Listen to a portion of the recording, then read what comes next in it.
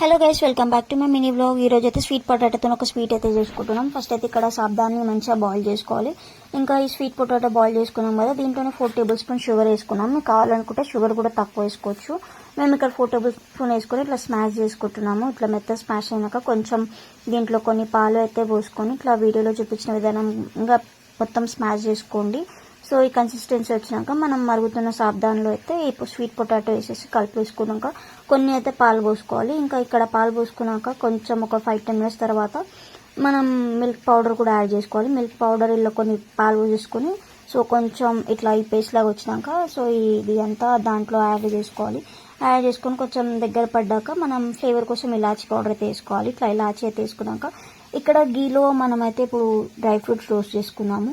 ఇంకా ఈ dry fruits కూడా మనం చేసుకున్న సాబ్దాన్ స్వీట్ పొటాటో పాయసంలో అయితే వేసేసుకొని ఇంకా తింటే బాగుంటుంది. ఒకసారి మీరు ట్రై చేయండి. నచ్చితే లైక్ చేసి సబ్స్క్రైబ్.